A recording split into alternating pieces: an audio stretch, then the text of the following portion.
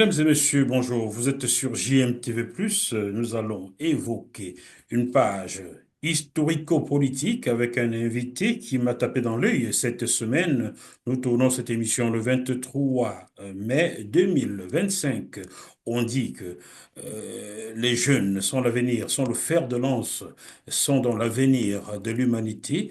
Et ces jeunes-là, parmi ces jeunes-là, j'ai donc déniché un qui a tenu des propos dans un groupe qui m'a marqué, qui m'ont interpellé. Tout de suite, je lui ai dit, voulez-vous, parce qu'on ne se connaît pas, on ne s'est jamais rencontrés, voulez-vous venir dans une émission sur GMT+.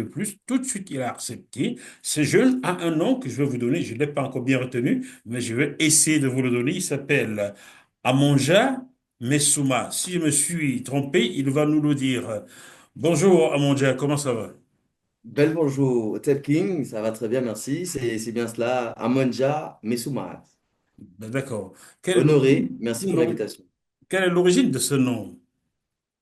C'est un nom, bien sûr, c'est pas mon nom d'état civil auprès de l'État colonial français, mais c'est un nom qui est venu. Amonja m'est venu simplement.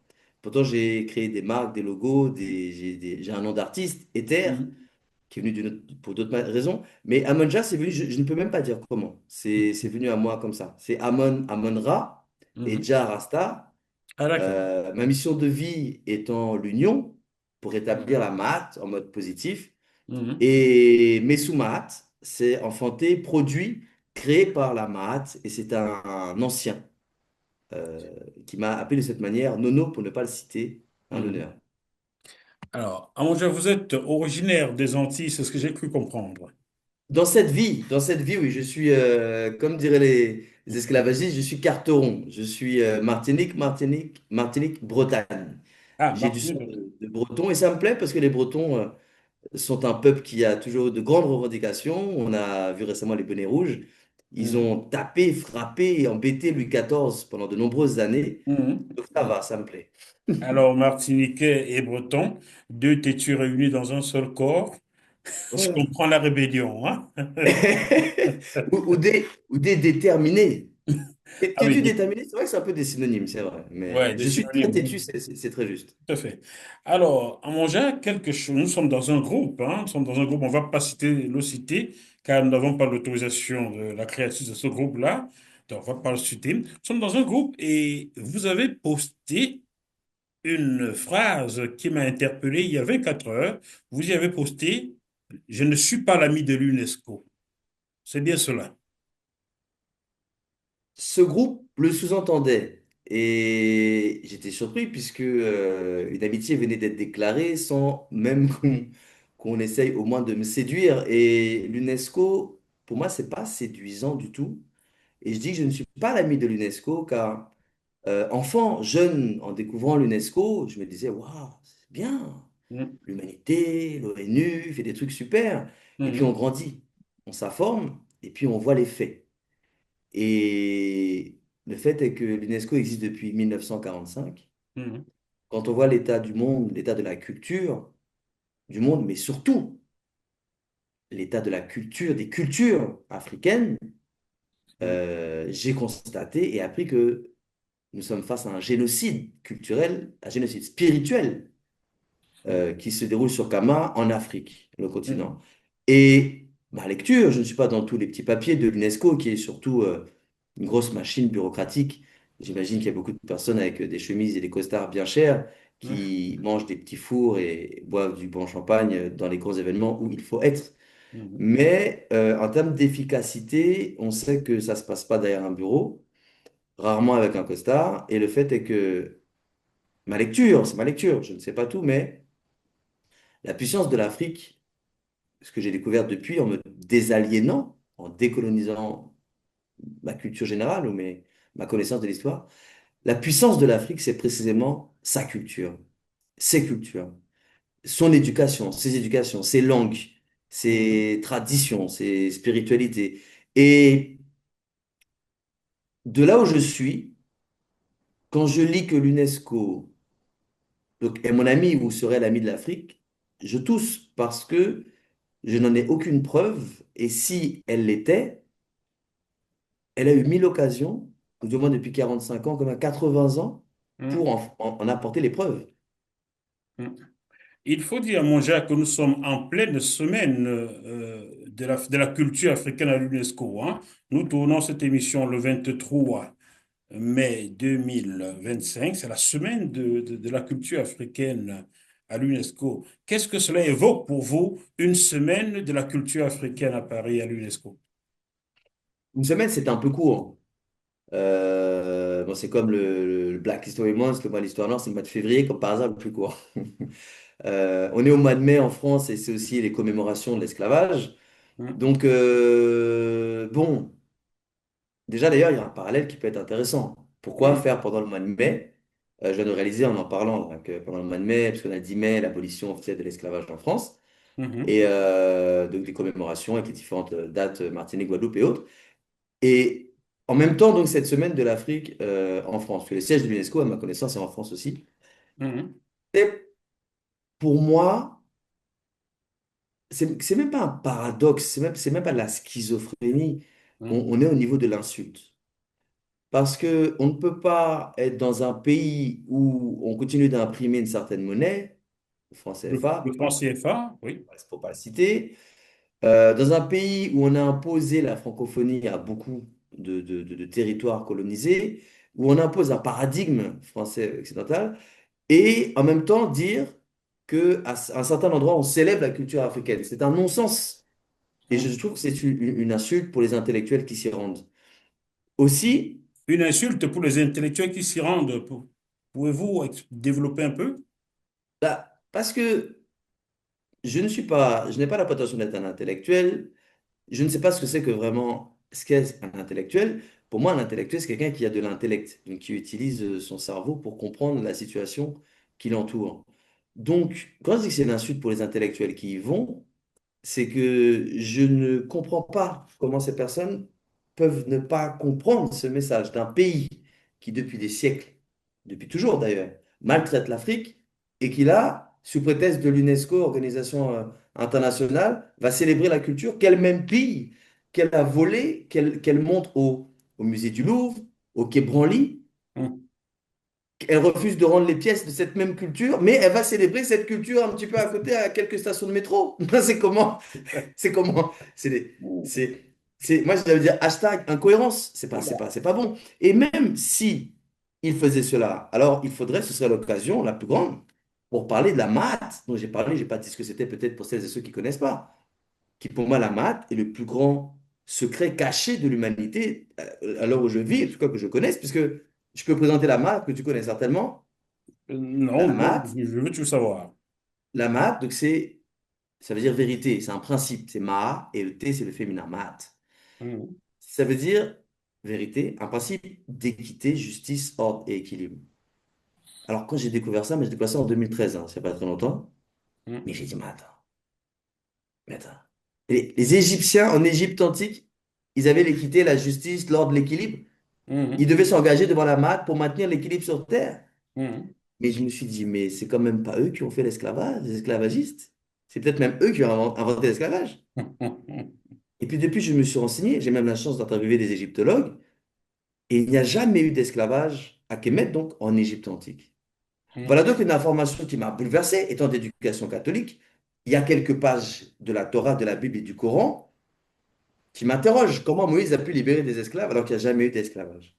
Et donc, aujourd'hui, ma lecture, c'est que s'il y a une culture à sauver et une histoire à sauver, il faut reprendre les choses à la base.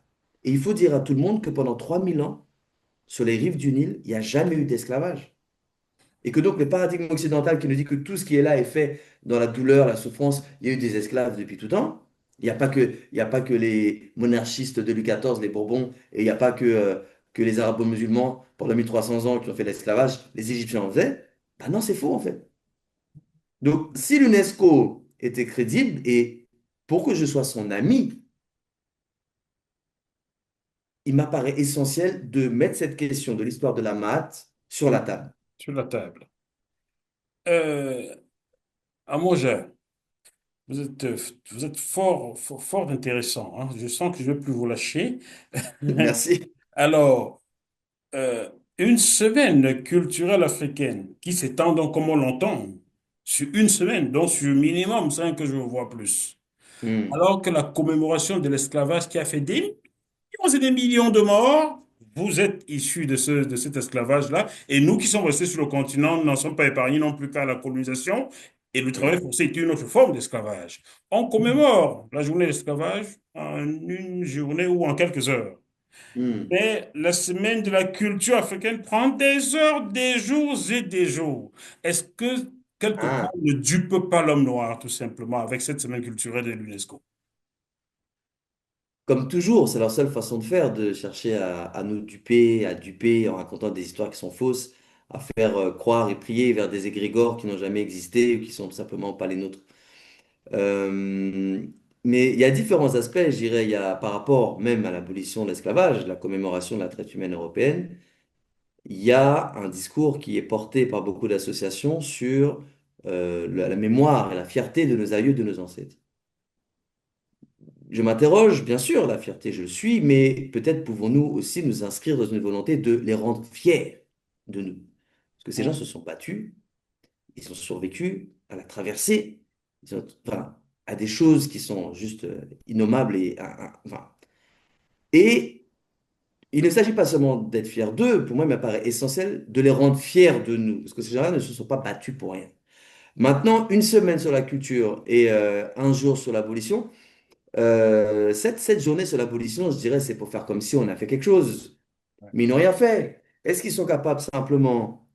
Moi, j'ai une pétition en ligne, précisément pour qu'on parle de l'esclavage. C'est, je propose qu'on fasse de l'Élysée un musée de la traite humaine européenne, ouais. Sachant que un musée de l'Élysée a été l'esclavage. bâti avec l'argent issu de la traite négrière, hein?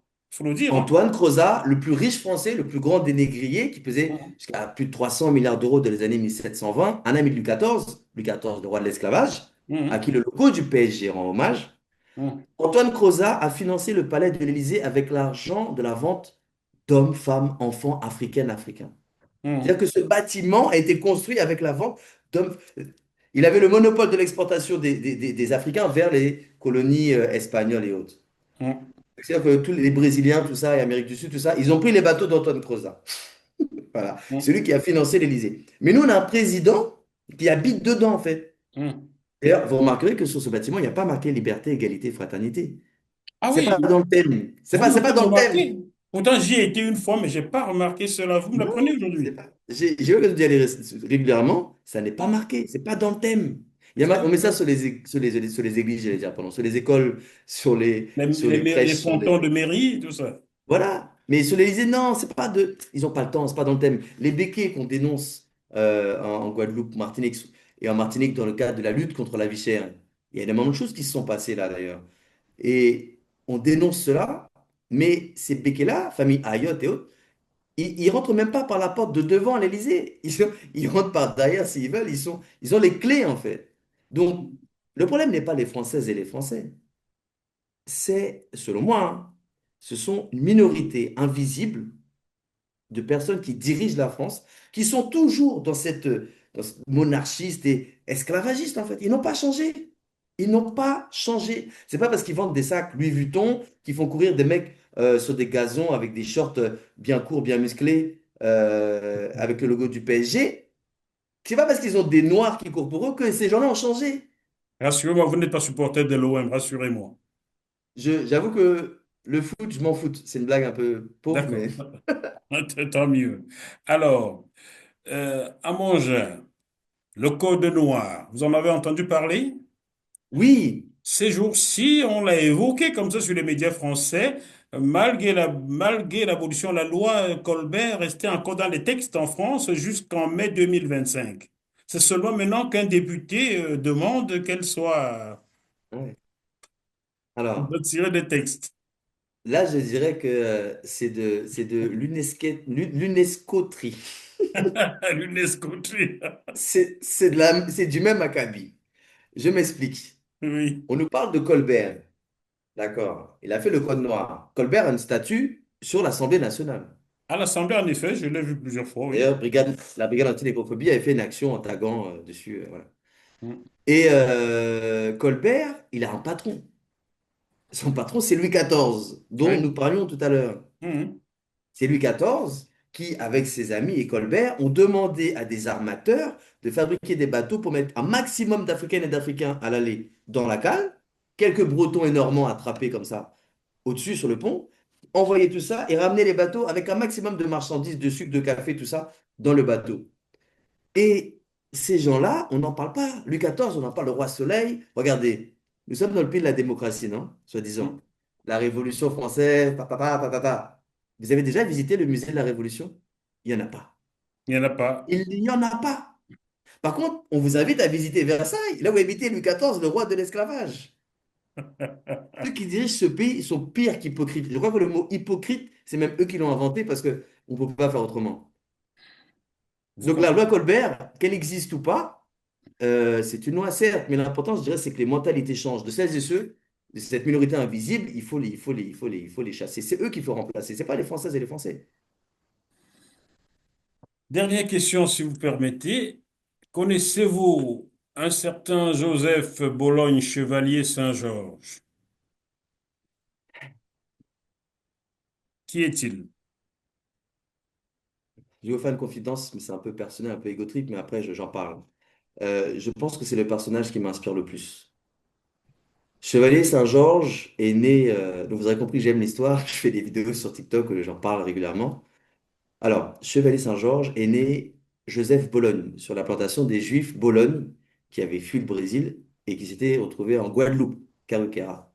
Amené par son père esclavagiste et sa mère esclave, à Mhm. Paris, vers l'âge de 5 ans, grand violoniste, il devient grand compositeur et il deviendra aussi grand escrimeur, en France donc. Tellement qu'il se fait repérer par la couronne, il devient proche de Marie-Antoinette, mais avant cela, il va inspirer Mozart. Il est simple d'écouter certaines œuvres de Mozart et de comprendre qu'elles ont été inspirées par Chevalier Saint-Georges, qui était son aîné. Mhm. Donc Mozart, Mozart, Mozart, mais Chevalier Saint-Georges était là avant. D'ailleurs, on l'appelle le Mozart noir, ce qui est assez bizarre, parce qu'il était là avant Chevalier Il était là Saint-Georges. avant Mozart. Avant Mozart, pardon. On l'appelle C'est le... plutôt Pardon. Mozart qu'on Avant aurait dû Mozart. appeler Saint-Georges Blanc. Voilà, Chevalier Saint-Georges blanc. Voilà, ça irait bien à Mozart. Et je fais une parenthèse sur le fait que la musique classique, alors lui, en plus, il a été proposé, donc Chevalier Saint-Georges, pour être directeur de l'Opéra de Paris par Louis XVI. Étonnant, mais voilà. Et bon, le personnel de l'opéra s'y oppose car il était un peu marron et plus que moi pour celles et ceux qui me trouvent un peu clair. Et donc, Chevalier Saint-Georges, donc Louis XVI abdique, il n'a pas perdu sa tête tout de suite, il la perdra plus tard, mais donc il est trahi par la couronne et il va contribuer au financement de la Révolution française. Mhm. Et j'ajoute que j'écoute régulièrement Chevalier Saint-Georges pour travailler, pour me reposer, pour enlever même des énergies négatives. Et je l'ai fait écouter à mes enfants depuis leurs 5 mois dans le ventre de leur mère, pendant l'accouchement, parce qu'on peut le faire, on peut demander, car la musique classique construit le cerveau.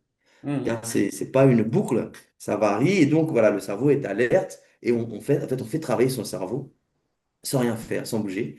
On peut même faire du sport avec, on peut même faire d'autres choses avec, mais je ne peux pas dire tous les détails. On va pas l'énoncer ici. Hein? Voilà. Ma Voilà. mère m'a défendu de nommer cela ici. Ah, donc je n'en parlerai pas.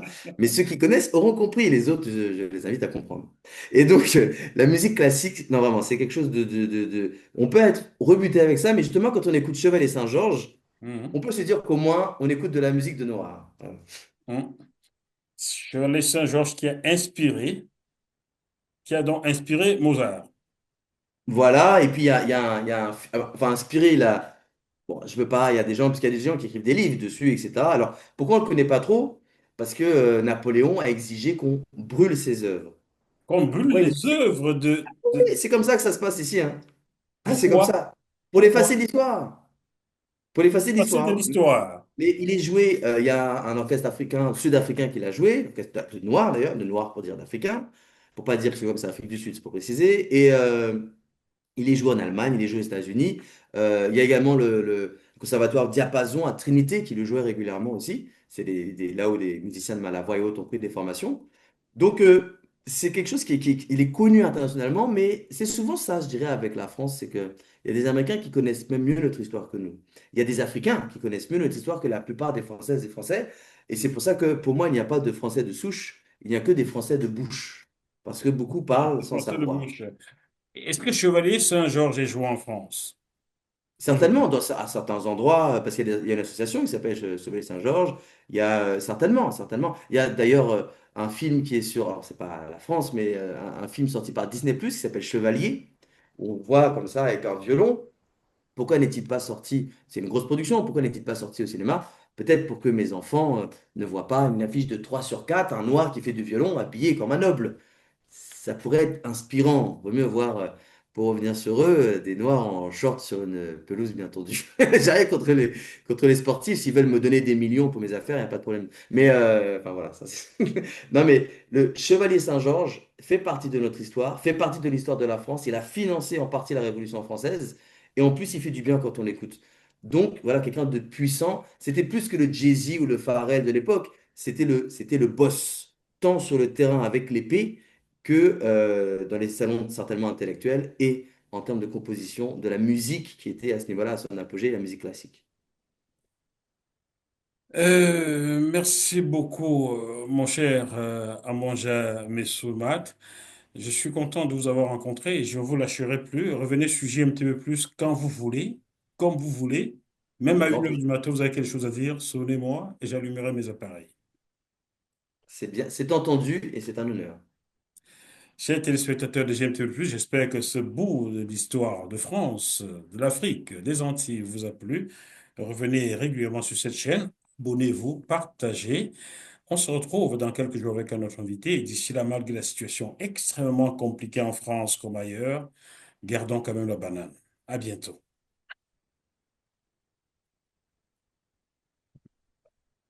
Je demande à JMTV+, de continuer à faire ce travail extrêmement important de recueillir les informations, de les recueillir avec esprit critique, pour ensuite les diffuser comme elle le fait, afin que les esprits s'éveillent, que les consciences s'ouvrent davantage et que les actes suivent.